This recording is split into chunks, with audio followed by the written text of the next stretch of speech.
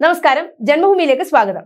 Sudarshan S-400 വ്യോമ പ്രതിരോധ missile സംവിധാനം അടുത്തിടെ നടത്തിയ ഒരു അഭ്യാസത്തിൽ വൻ വിജയം കൈവരിച്ചു.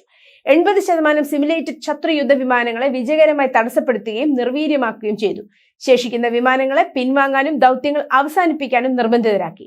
ദീർഘദൂര വ്യോമ പ്രതിരോധ മിസൈൽ സംവിധാനത്തിന്റെ ഒരു സ്ക്വാഡ്രൺ വിന്യസിച്ചിരിക്കുന്ന ഒരു തിയേറ്ററിലാണ് ഇന്ത്യൻ വ്യോമസേന അഭ്യാസം നടത്തിയത്. പ്രതിരോധ വൃത്തങ്ങൾ വ്യക്തമാക്കി.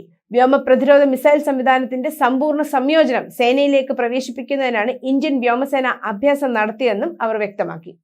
അഭ്യാസത്തിനിടയിൽ S-400 ആയുധ സംവിധാനത്തിന്റെ കഴിവുകൾ പരീക്ഷിക്കുന്നതിനായി ഡ്രില്ലിൽ യഥാർത്ഥ യുദ്ധവിമാനങ്ങൾ ഉൾപ്പെട്ടിരുന്നു.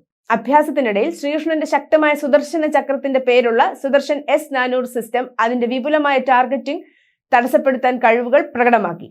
സിമുലേറ്റഡ് സാഹചര്യത്തിൽ ഇൻകമിംഗ് ശത്രു വിമാനങ്ങളുടെ 80% ഈ സിസ്റ്റം വിജയകരമായി ഇടപെടുകയും വെട്ടിവീഴ്ത്തുകയും ചെയ്തു. സുദർശൻ S-400 വിജയകരമായ സംയോജനം IAF-ൽ ഒരു സുപ്രധാന നാഴികക്കല്ലാണ്. സിസ്റ്റത്തിന്റെ 3 സ്ക്വാഡ്രണുകൾ ഇതിനകം സേവനത്തിലാണ്. 2026ഓടെ 2 അധിക സ്ക്വാഡ്രണുകൾ കൈമാറുമെന്ന് പ്രതീക്ഷിക്കുന്നു.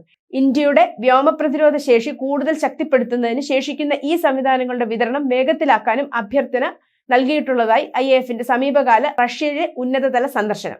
400 കിലോമീറ്റർ അകലെയുള്ള ലക്ഷ്യങ്ങളിൽ ഏർപ്പെടാൻ കഴിയുന്ന S-400 സംവിധാനം യുദ്ധവിമാനങ്ങളും ക്രൂയിസ് മിസൈലുകളും ഉൾപ്പെടെയുള്ള ആകാശ ഭീഷണികളെ ചെറുക്കാൻ രൂപകൽപ്പന ചെയ്തിട്ടുള്ളതാണ്.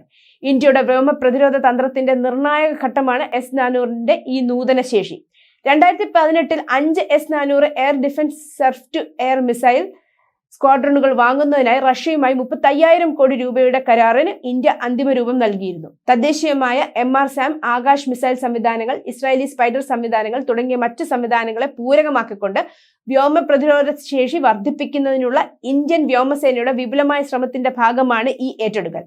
അടുത്തിടെ സുരക്ഷ സംബന്ധിച്ച് ക്യാബിനറ്റ് കമ്മിറ്റിയുടെ അനുമതിയെ തുടർന്ന് പ്രോജക്ട് കുഷയുടെ കീഴിൽ Indian long range surface air missile system വാങ്ങുന്നതിന് ഡിഫൻസ് അക്വിസിഷൻ കൗൺസിൽ അംഗീകാരം നൽകിയിരുന്നു. പ്രതിരോധ അടിസ്ഥാന സൗകര്യങ്ങൾ ശക്തിപ്പെടുത്തുന്നതിനും ശക്തമായ വ്യോമ സുരക്ഷ നിലനിർത്തുന്നതിനുമുള്ള ഇന്ത്യയുടെ പ്രതിബദ്ധതയാണ് ഈ തീരുമാനം പ്രതിഫലിപ്പിക്കുന്നത്. News desk, Janmabhumi.